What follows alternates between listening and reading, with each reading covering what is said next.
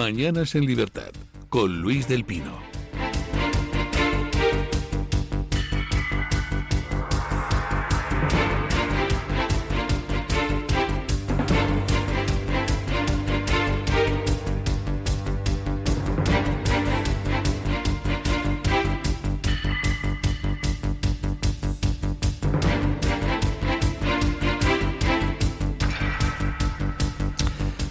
Ocho y un minuto de la mañana, 7 y un minuto en las Islas Canarias. Y pues bueno, si no hay pan, tendremos que recurrir a los bizcochos. Aquí estamos emitiendo en directo, estoy emitiendo en estos momentos pues con un móvil, desde el estudio, porque se nos ha caído la red en toda la casa. Así que nada, solo se nos puede seguir o bien por FM o bien pues por este directo que estoy haciendo con mi propio móvil desde el estudio. Pedimos disculpas a la audiencia, pero nada, pues habrá que improvisar porque la actualidad no se detiene.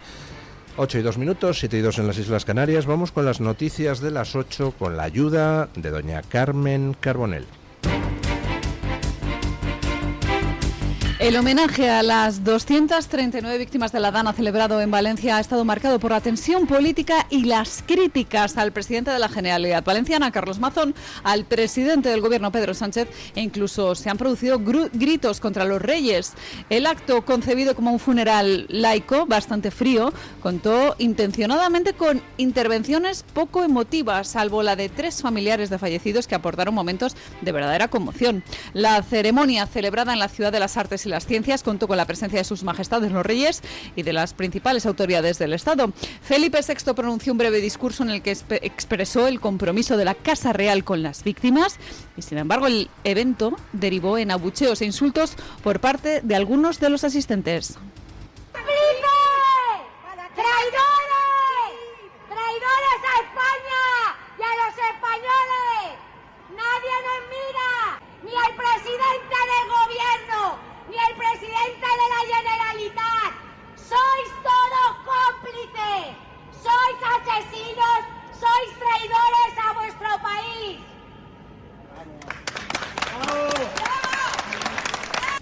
Bueno, ustedes no sé si lo habrán escuchado el corte, porque bueno, lo estamos escuchando a través de los cascos. No sé si se habrá oído en el estudio y por tanto no sé si lo habrán aquellos que nos estén siguiendo por la transmisión en móvil.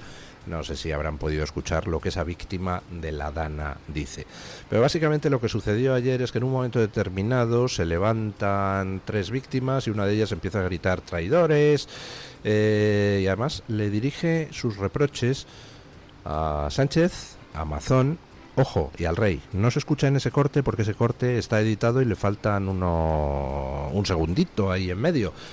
Pero les llama asesinos, les llama traidores. Les llama traidores a España y a los españoles. Y lo más significativo es que no se trata de 3 víctimas, en fin, pues un tanto más exaltadas que las demás. Si buscan ustedes el corte en las redes, verán que una parte de las víctimas asistentes aplaude el discurso que estas víctimas dirigen, llamando asesinos y traidores, pues eso, a Sánchez, a Mazón y al rey. Si una parte de los asistentes es capaz de expresar el apoyo a ese discurso tan duro de una víctima, pues es porque otra parte de los asistentes, no insignificante, apoya ese discurso, pero, hombre, pues la solemnidad del acto les impide expresarlo. Vamos, que hay un número nada desdeñable de víctimas de la Dana que están hasta las narices de todo y de todos.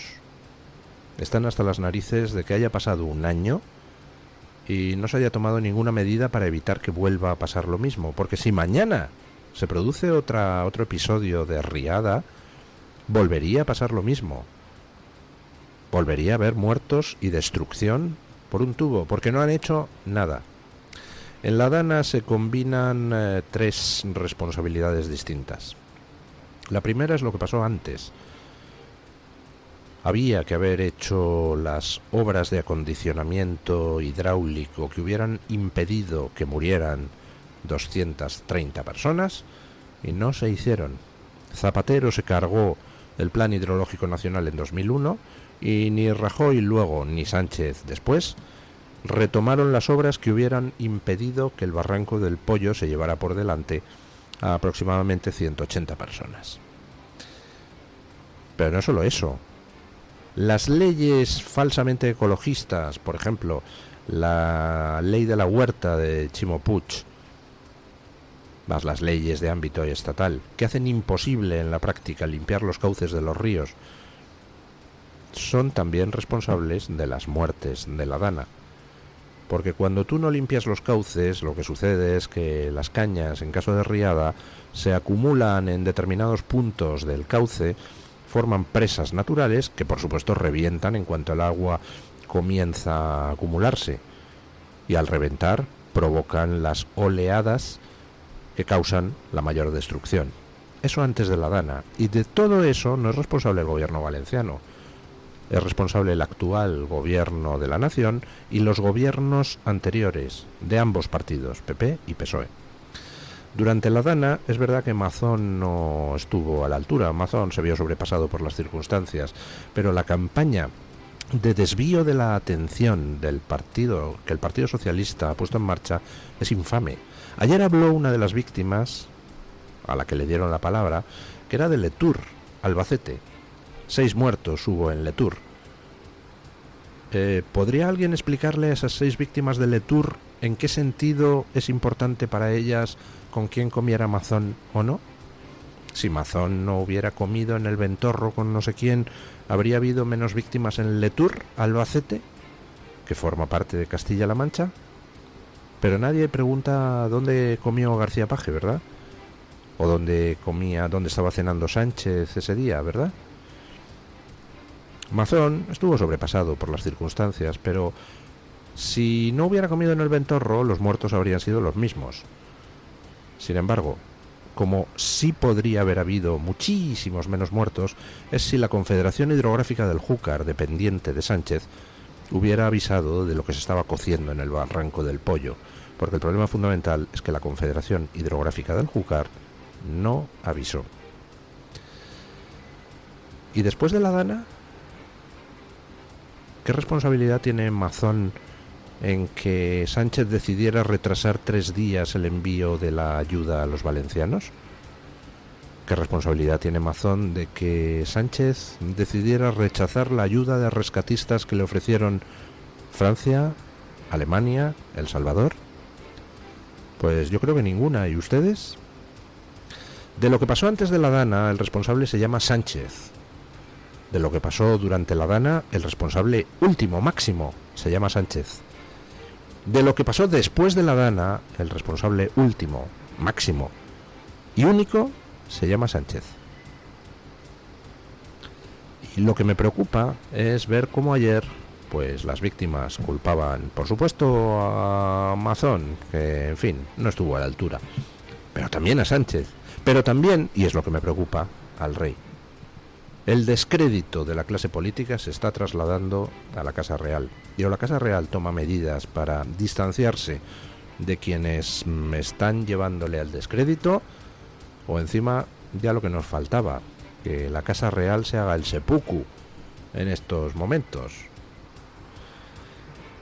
En fin, ayer las víctimas culparon a todos, tuvieron para todos, y lo entiendo. Cojan ahora ustedes los medios de comunicación, analícenlos, vean sus portadas, miren a ver cuántos ocultan las críticas al rey, prácticamente todos. Pero miren cuántos ocultan los insultos a Sánchez, prácticamente todos. En muchos de los medios que actúan al servicio del Partido Socialista,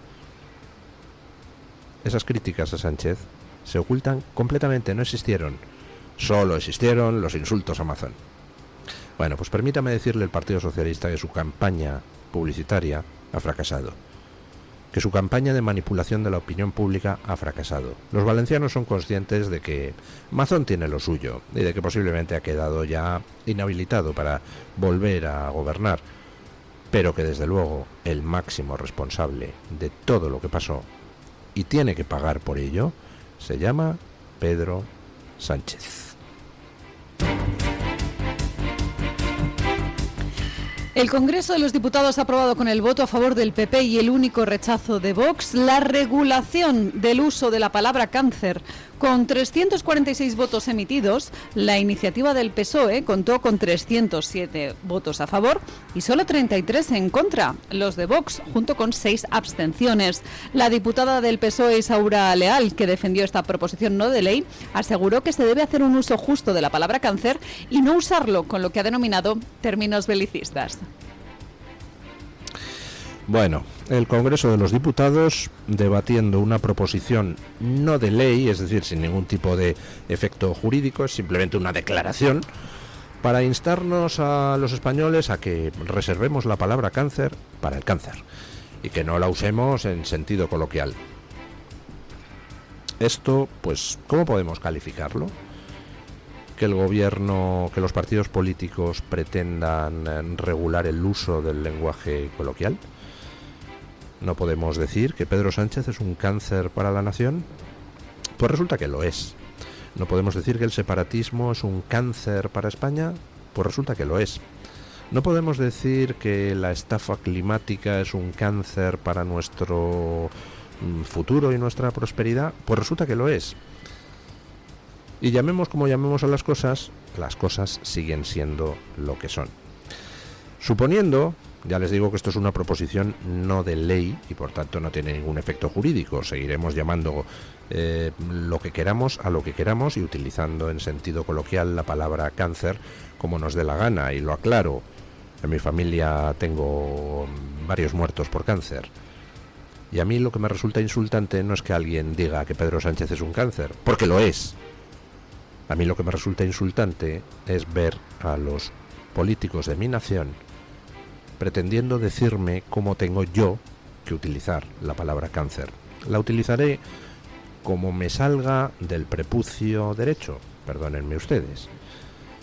Y desde luego, ver que PP y PSOE, los dos, vuelven a ponerse de acuerdo en esta perfecta soplapollez, lo único que me dice es que tenemos que deshacernos del PP y del PSOE lo antes posible.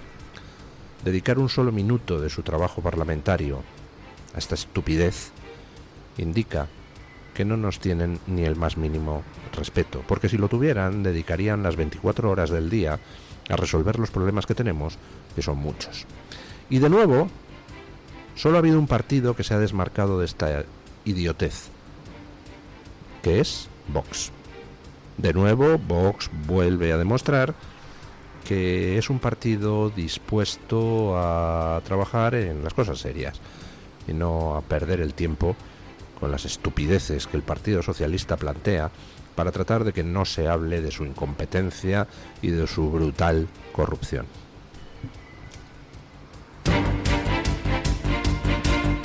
Nos hacemos eco ahora de una información que publica la Gaceta de la Iberosfera sobre la entrevista al presidente de Vox, Santiago Abascal, que se produjo el pasado martes en el programa En Boca de Todos de la cadena 4. Explica este diario que la entrevista logró un récord de audiencia con un 8,3% de share, con picos por encima del 10%, y que fue lo más visto de la cadena en ese día. Concretamente señala la Gaceta que a la 1:09 la intervención de Santiago Abascal lideró la audiencia frente a todas las demás cadenas y que la entrevista estuvo todos sus minutos por encima de La Sexta. ¿Recuerdan ustedes? Fue aproximadamente en el Pleistoceno. Había un señor que se llamaba Pablo Iglesias, que era un político naciente y que parece que tenía un poquito de tirón. Parece que apuntaba maneras y que podía llegar muy lejos. ¿Recuerdan ustedes cuando nació Podemos? ¿Recuerdan ustedes esa peculiar situación, esa peculiar sensación cuando pusieras la cadena que pusieras? Estaba Pablo Iglesias, ponías la 1, estaba Pablo Iglesias, ponías la 2, estaba Pablo Iglesias, ponías Telemadrid, estaba Pablo Iglesias, la 4, Pablo Iglesias, la Sexta, Pablo Iglesias, Telecinco, Pablo Iglesias. Antena 3, Pablo Iglesias, estaba a todas horas en todas partes. ¿Recuerdan ustedes aquellos 2-3 años? ¿Por qué pasaba eso? ¿Porque había un intento de lanzar a Pablo Iglesias? Pues sí, en parte sí. Pero no solo eso, es que era una época, y lo digo porque lo conozco, porque, bueno, por los datos de acceso a medios digitales, que esos son fácilmente auditables. En aquella época, hablar de Pablo Iglesias daba audiencia. Era poner una noticia: Pablo Iglesias se ha tomado un Choco Crispies con leche. Y ¡brum! 10.000 clics en 3 minutos. Mientras que ponías otra cosa sesuda sobre cualquier otro político y daba igual, no había ni un clic. La gente le despertaba interés todo lo referido a Pablo Iglesias. Bueno, Pablo Iglesias ahora tú publicas una noticia sobre él y tiene clic y medio. A nadie le importa un bledo. Sin embargo, una entrevista en 4 con Santiago Abascal tiene la virtud de batir récords de audiencia y de colocar a la cadena en primer lugar de audiencia en esa franja horaria. ¿Qué quiere eso decir? Pues que la atención se ha desplazado. ¿A qué cosas le importa ahora a la gente? Pues hombre, ahora a la gente le importa pues lo que escucha del único partido que ofrece soluciones a los problemas concretos que la gente tiene, que es Vox. Por eso Abascal da audiencia, porque la gente quiere oír lo que Abascal quiere proponer de cara a resolver problemas que no son ficticios, que no son inventados, que no son chorradas como el cambio climático. No. Problemas tan simples como: mi hija no puede salir ya a las 8 de la noche a la calle porque tiene miedo y yo tengo miedo. Eso es un problema real de personas reales. O es que no tengo para pagar los impuestos de mi ultramarinos en el barrio. Eso es un problema real de españoles reales. Y la gente lo que quiere escuchar son soluciones a eso. Por eso Abascal da audiencia, por eso Pablo Iglesias pues ya no le ve, vamos, ni el propio Pablo Iglesias, se aburre a sí mismo. Luego tendremos a Abascal a partir de las 9. Confío en que hayamos logrado resolver los problemas de conectividad que tenemos en estos momentos en la casa. Ya es mala pata. A ver, Romerales, caramba, no nos tires la red abajo el día que vamos a entrevistar a Abascal, tío. Córtate un poquitito. Pero bueno, estamos, mira, aquí experimentando con un móvil en mitad del estudio y caramba, pues hombre, yo no soy Robert Redford, pero tampoco quedo mal en el móvil, ¿qué quieren que les diga? Y doña Carmen Carbonell, ya ni les cuento, queda estupenda. Bueno, 33 años han pasado y Trump acaba de dar una orden que viene a cambiar muchas cosas. Empiezan las pruebas de armas nucleares en Estados Unidos. El presidente Donald Trump ha ordenado al Pentágono que reanude de inmediato las pruebas de armas nucleares. Estados Unidos no hacía desde el año 1992 este tipo de pruebas con el fin de competir en igualdad de condiciones con Rusia y China, países que, según Donald Trump, están expandiendo sus arsenales atómicos. Y es que, de hecho, Donald Trump anunció esta medida en Truth Social, su red social, afirmando que ha instruido al Departamento de Guerra para iniciar esas pruebas inmediatamente y justificó su decisión por los presuntos ensayos secretos de baja intensidad que al parecer está realizando China y también por la negativa de Vladimir Putin a descartar nuevas pruebas nucleares. La orden rompe, por tanto, con una moratoria voluntaria de 33 años mantenida por Estados Unidos desde el fin de la Guerra Fría. Bueno, pues está bien eso de que empiecen las pruebas nucleares. Pues hombre, todo lo que sea tener armas de una capacidad de destrucción brutal, pues no está bien. Oiga, si hay armas con una capacidad de destrucción brutal, pues entonces entra dentro de lo posible que alguna vez haya una destrucción brutal. Pero ¿hay algo peor que el no tener tú armas de destrucción brutal? Pues sí, hay algo peor, que es que tenga las armas de destrucción brutal tu enemigo. Porque todo resulta que la posibilidad de que haya una destrucción brutal sigue estando ahí y encima tú tienes las de perder, que es lo que ha estado pasando en estos últimos años. Hace 33 años que, bueno, pues se decidió que no se iban a hacer pruebas nucleares. ¿Y en ese tiempo qué ha pasado? Pues que efectivamente Estados Unidos, Francia, Inglaterra han mantenido el compromiso de no llevar a cabo pruebas nucleares.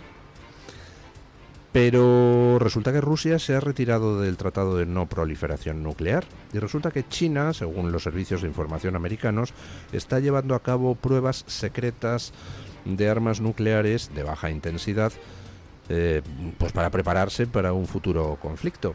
Y resulta que hay países, por ejemplo Corea del Norte, que no oculta su desarrollo de armas nucleares. Ante eso, ¿tiene sentido que Estados Unidos, que Occidente sigan renunciando a prepararse para la eventualidad, que por supuesto nadie quiere, de un conflicto nuclear en el futuro? Pues no tiene ningún sentido. Oiga, si las potencias totalitarias están preparándose de cara a una posible guerra nuclear, pues solo hay una manera de evitar esa guerra nuclear, que es tener tú mucha más potencia nuclear que ellos. Si vis pacem, para bellum. Si quieres la paz, prepara la guerra.